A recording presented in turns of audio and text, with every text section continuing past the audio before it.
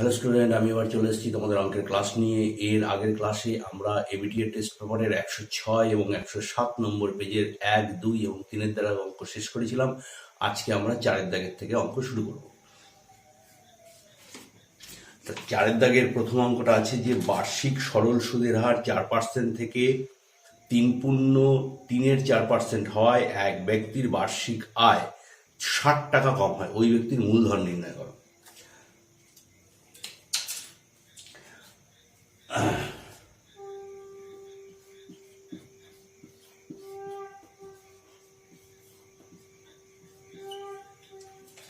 প্রথমেই প্রশ্নানুসারে আমরা লিখে ফেলবো যে শর্তটা কি আছে।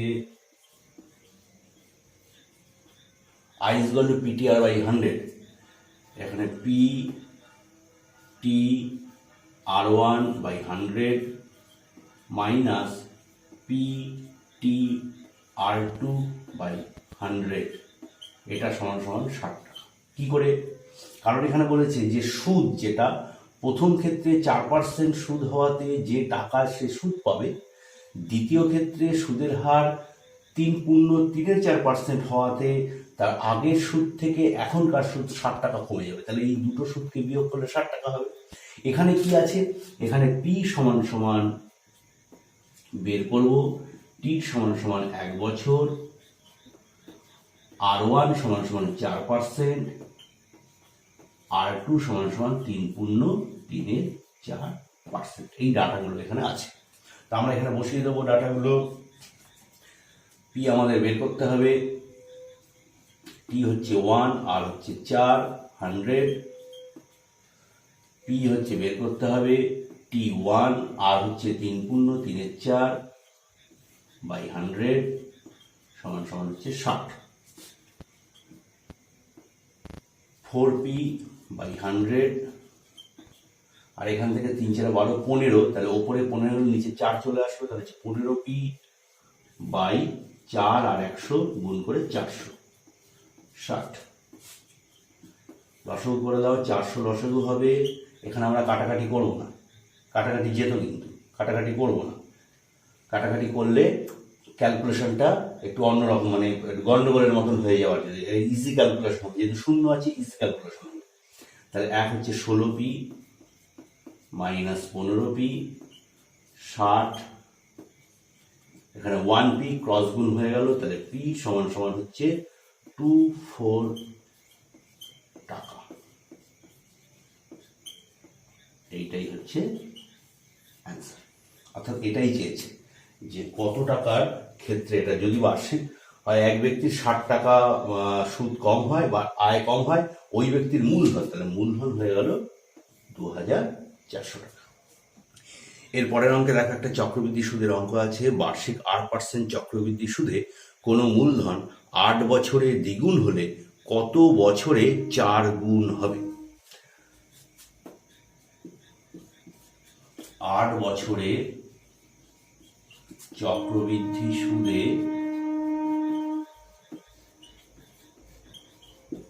কোনো মূলধন দ্বিগুণ হয়,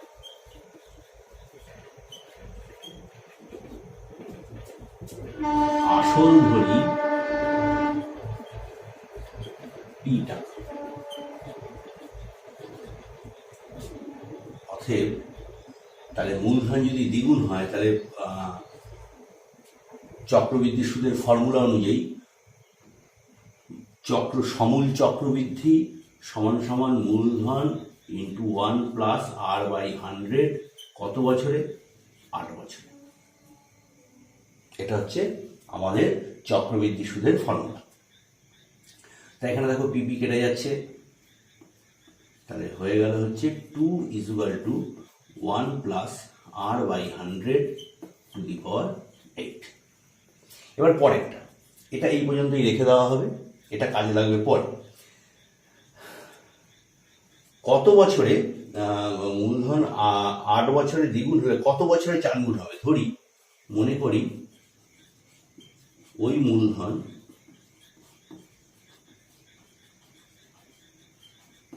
n বছরে 4 গুণ হবে। মূলধনটা কত? মূলধনটা পি। তাহলে এটা যদি হয় তাহলে একই রকমভাবে আবার চক্রবৃদ্ধি সুদের ফর্মুলা অনুযায়ী হবে 4p সমান সমান পি ইন্টু 1+r/100 যেহেতু বছরটা এখানে এন আছে, পি কেটে গেল। 2 মানে হচ্ছে 2 স্কোয়ার, 1+r/100 এখানে দেখো 2 মানে আমরা বের করে রেখেছি। 2 মানে হচ্ছে এটা, 2 মানে হচ্ছে 1+r/100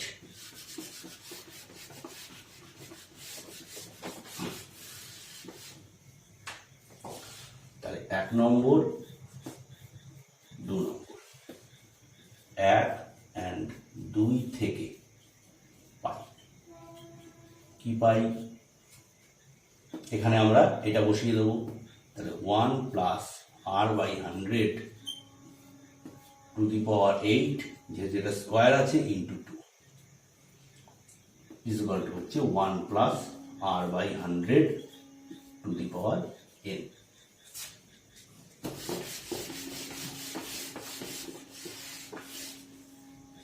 তাহলে কি হলো? দুদিকেই দেখো যে বেস যেটা আছে, করণীর ক্ষেত্রে যদি আমি করণীর কথাই যদি বলি, বেস যেটা আছে সেটা হচ্ছে সেম।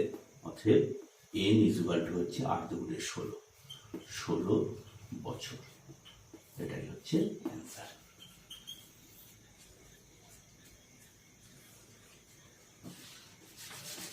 এরপরে একটা মূলধনের অঙ্ক। একটি যৌথ ব্যবসায় এবিসি এর মূলধনের অনুপাত দেওয়া আছে।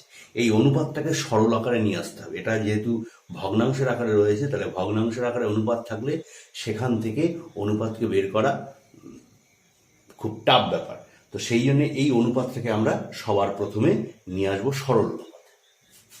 3 নম্বর 1/2:1/3:1/4। নর্মালি আমরা কি করবো? এগুলো নিচেরগুলো লসাগু, হরের লসাগু করে দেবো। লসাগু হচ্ছে 12, হচ্ছে 12 দিয়ে সবকটাকে গুণ করে দেবো। তাহলে 6:4:3। অতএব মূলধন ধরি, মূলধন কত? অনুপাত থাকলে আমরা অনুপাতকে ভেঙে দিতে পারি অনুপাত ধ্রুবকের সাহায্য নিয়ে। মূলধন কত? 6x, 4x ও 3x। অর্থাৎ প্রথম বন্ধু এবিসি, এ এর মূলধন হচ্ছে 6x, বি এর মূলধন 4x, সি এর মূলধন 3x। এইবার এই মূলধনটাকে তারা কিভাবে ব্যবসায় কাজে লাগিয়েছে বলছে, 4 মাস পরে এ তার মূলধন অর্ধেক তুলে নেয়। অতএব মাস হিসাবে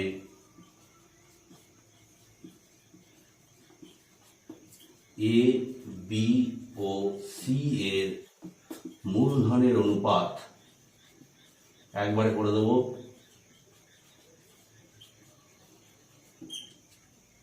কিরকম দেখো, এর মূলধন 6x ছিল, এর বলছে যে 4 মাস পরে অর্ধেক মূলধন তুলে নেয়। তাহলে 4 মাস পর্যন্ত তার মূলধনটা 6x ছিল, তাহলে 6x × 4। আর বাকি পড়ে রইল কত মাস? 1 বছরের মধ্যে 8 মাস পড়ে রইল। 8 মাস কি অর্ধেক মূলধন তুলে নেয়, তার মানে অর্ধেক পড়ে থাকে। তাহলে 6x এর অর্ধেক কত? 3x। তাহলে 3x পড়ে থাকে, 3x পড়ে থাকে হচ্ছে 8 মাস। এইটা হচ্ছে মাস হিসাবে, প্রত্যেক মাস হিসাবে এর মূলধন হচ্ছে এইটা। বি, বি কত? 4x। বি এর কিচ্ছু বলেনি, যে বি এর যা মূলধন ছিল সেটাই সারা বছর কেটেছে। তাহলে বি এর কত? 4x × 12।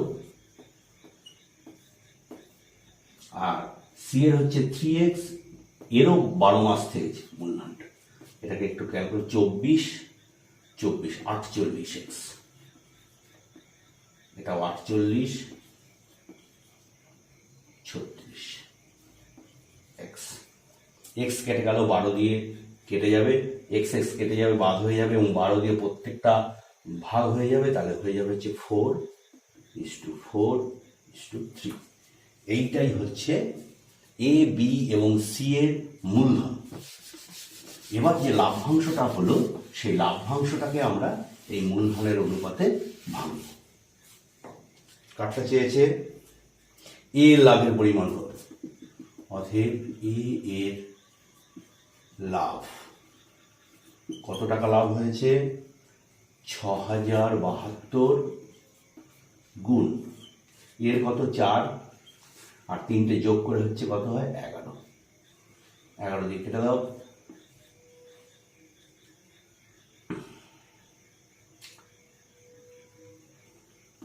5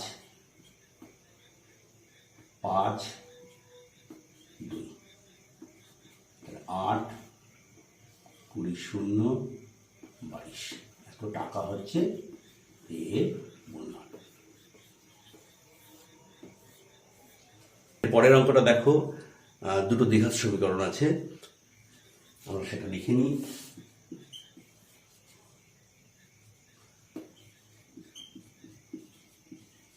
এখানে দেখো বিএক্স এর পরে ইজুগাল টু চিহ্ন আছে, কিন্তু এটা ইজুগাল টু চিহ্ন না, এটা প্লাস। আর আরেকটা হচ্ছে X square minus BX plus Q. বলছে যে এই দুটো সমীকরণ দ্বারা একটি বীজ যদি 2 হয়, অর্থাৎ দুটো সমীকরণেরই একটা কমন বীজ 2, আর আরেকটা বীজ এর আলাদা এর আলাদা, তাহলে একটা বীজ এই দুটো সমীকরণেরই একটা বীজ হচ্ছে 2 যদি হয়, তাহলে কিউ এর মান কত? কিউ আছে দ্বিতীয় নম্বর সমীকরণ। অর্থাৎ আমরা ধরে নিবি এই সমীকরণের ক্ষেত্রে বীজ হচ্ছে আলফা বিটা, বীজ ধরি আলফা বিটা, আর এই সমীকরণের বীজ ধরি আলফা বিটা 1।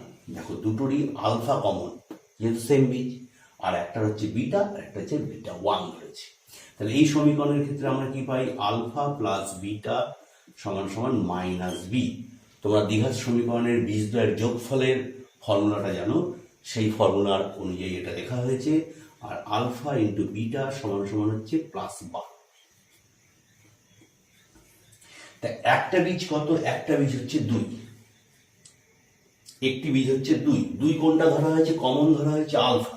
তাহলে আলফার জায়গায় যদি আমরা 2 ধরিয়ে দিই, তাহলে বিটা সমান সমান হচ্ছে 12/2 সমান সমান 6। যেহেতু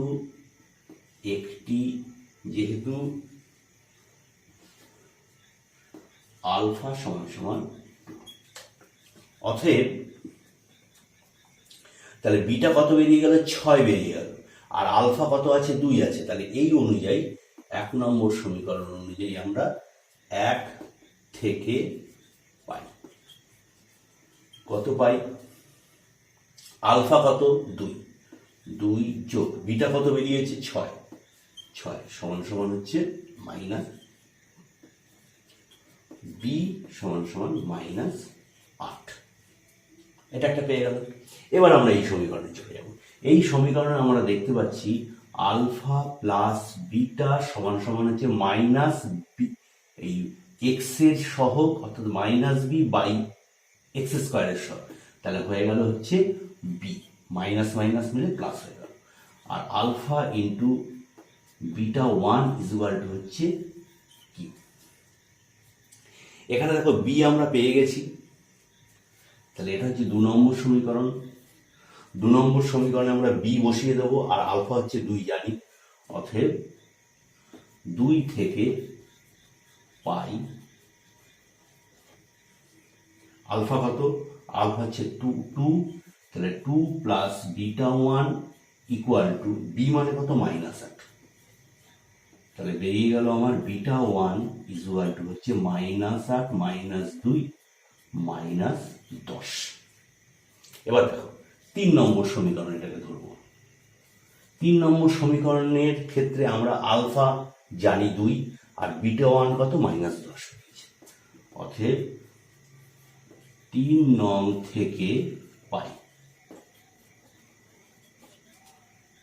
কিউ ইজুয়াল টু আলফা কত? 2, আর বিটা 1 কত বেরিয়েছে? -10 -20, অর্থাৎ কিউ এর মান -20। এটাই হচ্ছে আনসার। এর পরের অঙ্ক আমরা যেটা করছি সেটা হচ্ছে একটা ভেদ আছে a:b, a ভ্যারিয়াস b এর মান বলছে। তাহলে এটাকে আমরা ভেঙে দেবো প্রথমে। a ইজুয়াল টু kb, এটা হচ্ছে 1 নম্বর সমীকরণ। তো এখানে a ইজুয়াল টু হচ্ছে 2, b ইজুয়াল টু 14, মান বসিয়ে দিই 2 14, তাহলে k ইজুয়াল টু হচ্ছে 2/14 1/7। অতএব পাশে করবে না তোমরা, আমি করছি পাশে।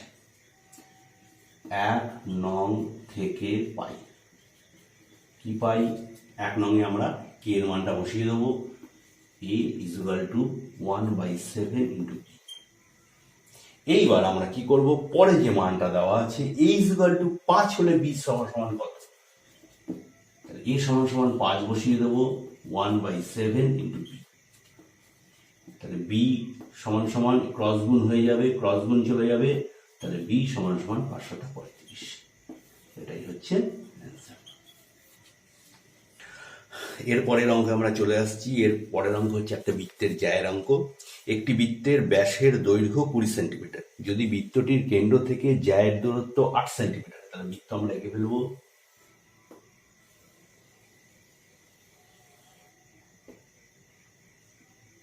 এটা হচ্ছে জ্যা, কেন্দ্র থেকে দূরত্বটা হচ্ছে 8 সেন্টিমিটার।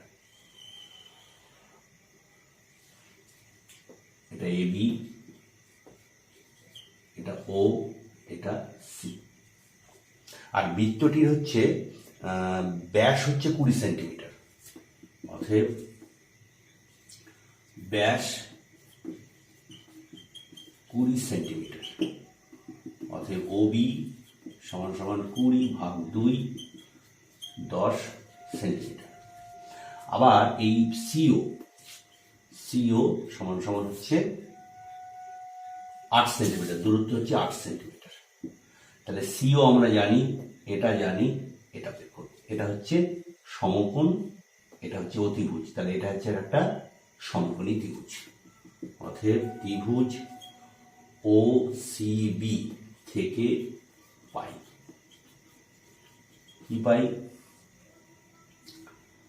সিবি স্কোয়ার সমান Obi square minus OC square. একটু ঘুরিয়ে লিখলাম, তাহলে একটা লাইন বাঁচবে।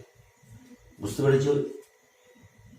এটা হচ্ছে ভূমি আর এটা হচ্ছে লম্ব, এটা হচ্ছে অতিভুজ, তাহলে ভূমি স্কোয়ার ইজুয়াল টু অতিভুজ স্কোয়ার মাইনাস লম্ব স্কোয়ার। বোঝা গেল? একটা লাইন বেঁচে যাবে।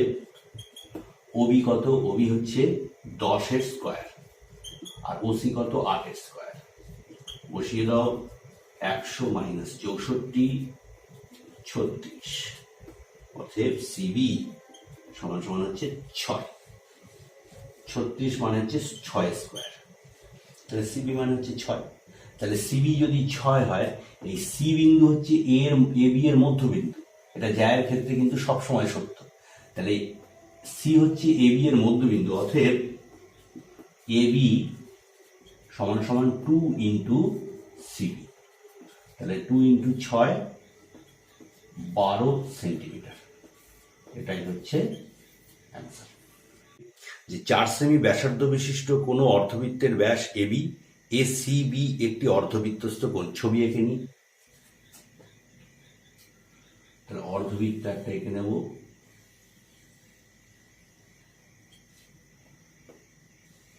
অর্ধবৃত্তস্থ কোণ,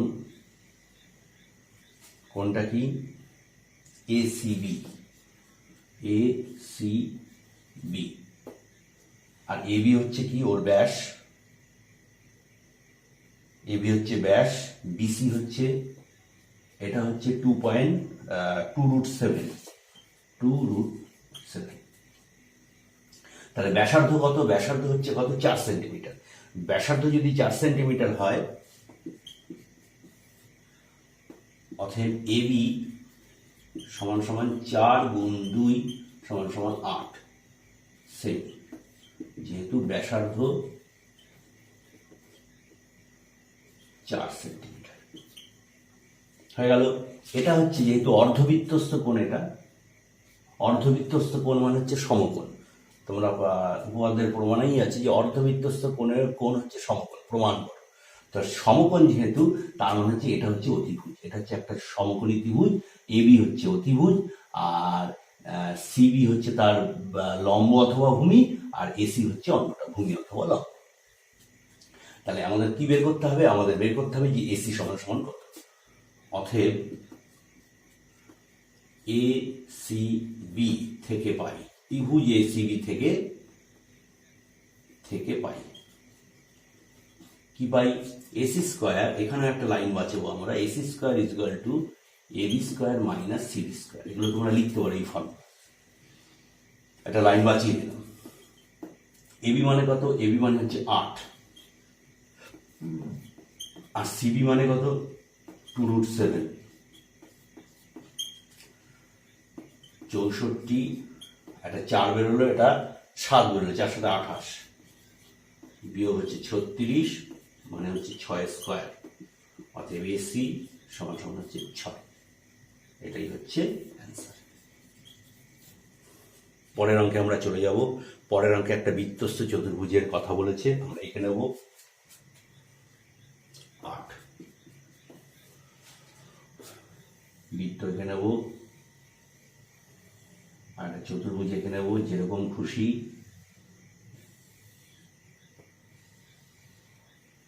এ বি সি ডি। এরপর আমরা এগুলো বসিয়ে দেবো। D B A, D B A, এটা হচ্ছে কত? 50 ডিগ্রি। আবার হচ্ছে A D B, A D B, এটা হচ্ছে 33 ডিগ্রি। তাহলে এটা 50, এটা 33 হলে এই কোণটা কত? অতএব ডি এ বি 180। আমরা জানি ত্রিভুজের 3টে কোণের সমষ্টি 180, এটা 83, তাহলে এটা হয়ে গেল 97 ডিগ্রি। আবার বৃত্তস্থ চতুর্ভুজের বিপরীত কোণ পরস্পর সম্পূরক।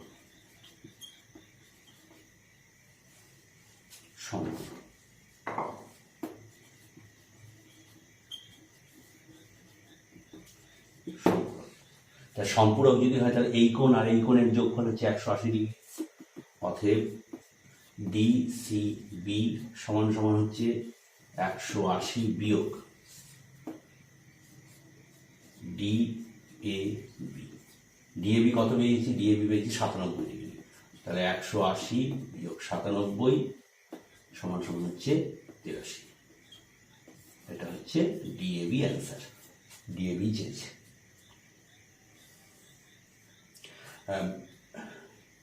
বিসিডি, বিসিডি বা ডিসিবি। এর পরের অঙ্ক আমরা একটা সদৃশ ত্রিভুজের ক্ষেত্রে, মানে ত্রিভুজের সদৃশ্যতার ক্ষেত্রে যে উপপাদ্যগুলো আছে সেইখানের সেই অনুযায়ী একটা অঙ্ক আছে যে এবিসি ত্রিভুজের কত নম্বর? 9। যে এবিসি একটা ত্রিভুজ,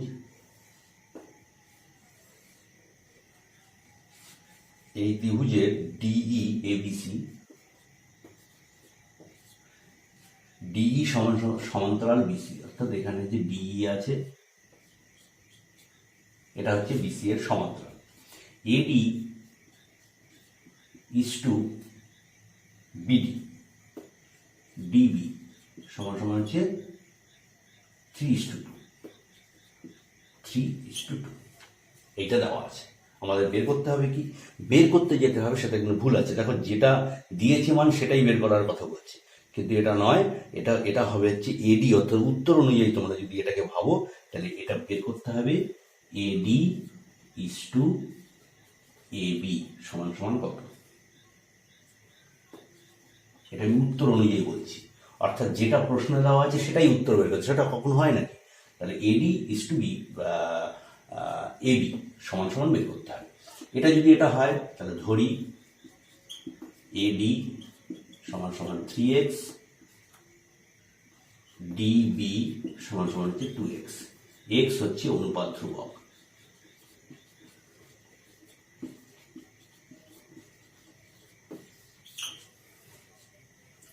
অতএব এবি কত? এবি মানে কি? এবি মানে হচ্ছে এডি প্লাস হচ্ছে ডিবি। তাহলে 3x প্লাস 2x হচ্ছে 5x। তাহলে এবি পেয়ে গেলাম আমি, আমার এডি আছে, অতএব এডি ইজ টু এবি সমান সমান 3x ইজ টু 5x, 3:5, এটা হচ্ছে অ্যান্সার। এরপরে আমাদের যেটা অঙ্ক আসবে সেটা হচ্ছে লম্ববৃত্তাকার 28 সেন্টিমিটার প্রান্ত বিশিষ্ট একটি ঘনক থেকে সর্ববৃহৎ যে লম্ববৃত্তাকার শঙ্কুটি পাওয়া যায়। অর্থাৎ একটা এরকম ঘনক আছে, ঘনকটা থেকে সর্ববৃহৎ যে শঙ্কু সেটা পেতে গেলে কি করতে হবে? একদম ইউনিফর্মলি এর মধ্যে একটা শঙ্কু আঁকতে হবে। এইভাবে যদি শঙ্কুটা এর মধ্যে আসে তাহলে সেই শঙ্কুটার, এটা হচ্ছে শঙ্কু একটা,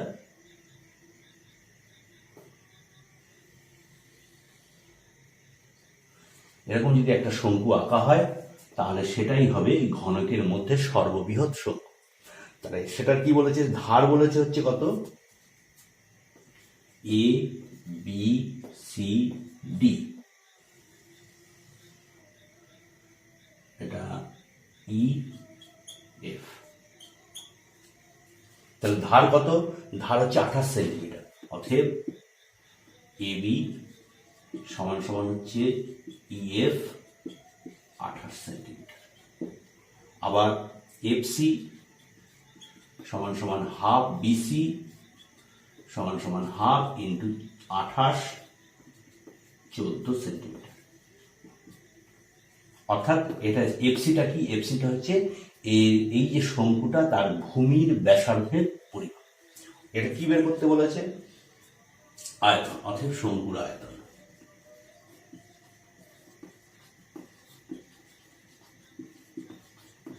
ওয়ান থার্ড পাই আর স্কোয়ার এইচ। পাই কত পেয়ে গেছি? এটা 1/4 নয়, এটা 14। 1/3 পাই হচ্ছে 22/7 ইন্টু 14 স্কোয়ার, তাহলে 14 গুণ 14 আর এইচ মানে 28। 7 দিয়ে কেটে দাও, 2, 3 দিয়ে কাটা যাবে, 3 দিয়ে আর যাবে না। তাহলে আমার রইল কত? 44, 14, 28 গুণ করে ফেলি। 44,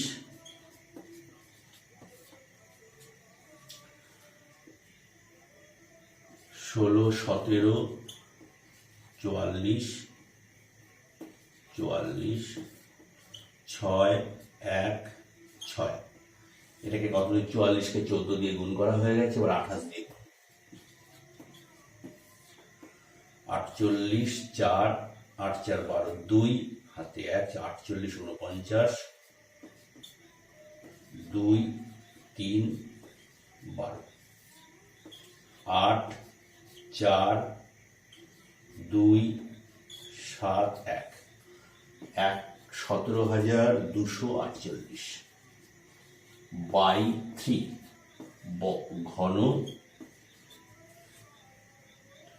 ঘন সেন্টিমিটার। ভাগ করে দাও, 5, 7, 22 বেরোলো, তাহলে 3 সাথে 21, 7, তাহলে 22-এর থেকে 21 চলে গেল, তাহলে 1 বেরোলো, 1 আর 4 14, 3 4 12, এখান থেকে 14 থেকে 12 চলে গেল, 2 বেরোলো, 2 28, 3 9 27, 1 3 ঘন সেন্টিমিটার। এইটাই হচ্ছে এর অ্যান্সার। অঙ্কটা হচ্ছে একটি লম্ববৃত্তাকার শঙ্কুর বক্রতলের ক্ষেত্রফল তার ভূমির ক্ষেত্রফলের √10 গুণ। একটা শঙ্কু এঁকে নেব আমরা।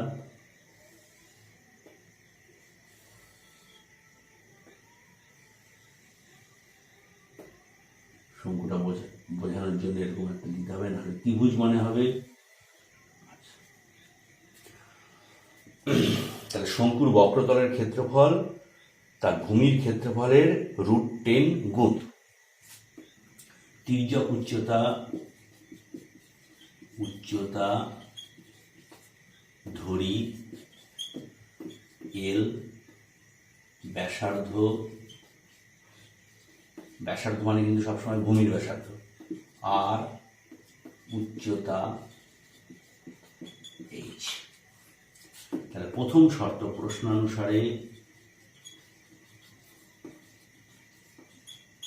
প্রশ্নানুসারে কি বলেছে? প্রশ্নানুসারে বলেছে যে ভূমির বক্রতলের ক্ষেত্রফল, ভূমির ক্ষেত্রফলের বক্রতলের ক্ষেত্রফল পাই আর এল, ভূমির ক্ষেত্রফল পাই আর স্কোয়ার, এর √10 গুণ, পাই পাই কেটে গেল, আর কেটে গেল একটা, তাহলে পাই পাই আর কেটে গেল, তাহলে এল ইজুয়াল টু হচ্ছে r√10। এল মানে হলো r√10। এবার ছবিটাকে আমরা এখানে নেব এ বি সি ডি।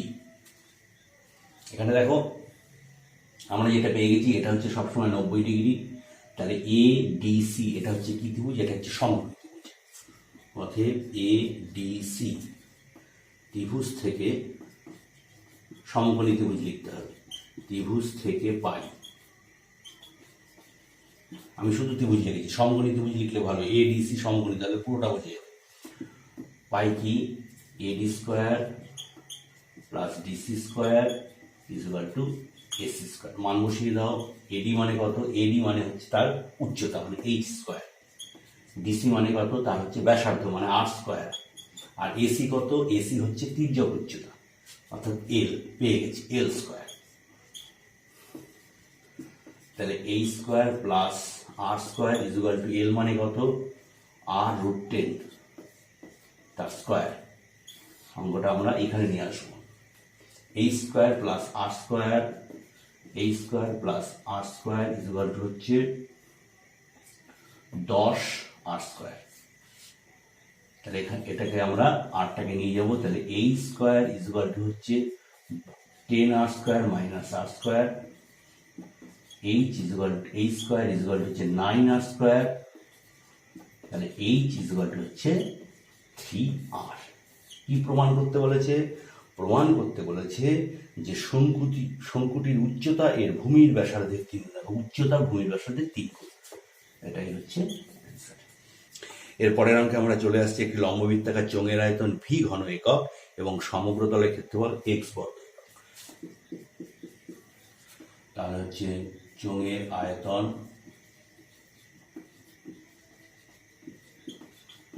পাই আর স্কোয়ার এইচ ঘন একক, চোঙের সমগ্র তলের ক্ষেত্রফল পাই 2 পাই আর এইচ। এটা হচ্ছে যে এই যে বক্রতলটা আছে তার ক্ষেত্রফল, আর হচ্ছে দুদিকে দুটো যে ওপর এবং নিচে যে বৃত্তাকার প্রস্থচ্ছেদ রয়েছে তার ক্ষেত্রফল হচ্ছে দুটো বৃত্তাকার প্রস্থচ্ছেদের ক্ষেত্রফল 2 পাই আর স্কোয়ার। অতএব সমগ্র তলের ক্ষেত্রফল এখানে কি বলা আছে? এস বলা আছে। এস ইজুয়াল টু, এখান থেকে তুমি কমন নিয়ে নাও 2 পাই আর, কমন নিয়ে নাও এইচ প্লাস আর। আমাদের যেটা প্রমাণ হয়েছে 1/h প্লাস 1/r, তাহলে এখান থেকে আমরা 1/h আর 1/r কি করে আনবো? এইভাবে আনবো, আর এইচ এখানে আমি গুণ করে দেবো আর এখানে আমি ভাগ করে দেবো।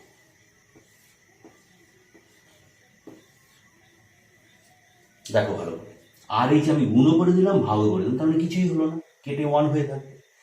এইটা যদি ভাগ করে দিই, এই ভাগটা দিয়ে আমরা এই ব্র্যাকেটের ভিতরে যেটা আছে 1/h প্লাস 1/r নিয়ে আসতে পারি। তাহলে হয়ে গেল 2 পাই আর স্কোয়ার এইচ, আর এটা এইচ ভাগ হয়ে গেল, তাহলে 1/r প্লাস এখান থেকে আর ভাগ হয়ে গেল, তাহলে 1/h চলে আসলো। আর 2 পাই আর স্কোয়ার এইচ, পাই আর স্কোয়ার এইচ মানে হচ্ছে আয়তন, মানে ভি করে রেখেছে, তাহলে 2v 1/r হয়ে গেল। তাহলে এই ক্লাস এ পর্যন্তই থাকবে। এই পরের ক্লাসে আবার আমরা পরের যেটা আছে অঙ্ক, সেই অঙ্ক করব। তো তোমাদের যদি চ্যানেলটি ভালো লাগে তো চ্যানেলটিকে সাবস্ক্রাইব করে নিও, আর পাশে থাকা বেল আইকনে ক্লিক করে দিয়ে যাতে এই চ্যানেলে ভিডিও আসার সাথে সাথেই তোমার নোটিফিকেশন পেয়ে যাও। আর লাইক করবে, কমেন্ট করবে, যদি কোনো প্রশ্ন থাকে কমেন্ট করতে পারো। আর এই ভিডিওটি যত সম্ভব বন্ধুদের মধ্যে শেয়ার করো যাতে বন্ধুরাও এটা দেখতে পায়। তো এখনকার মতন এই পর্যন্তই। টাটা, ভালো থেকো।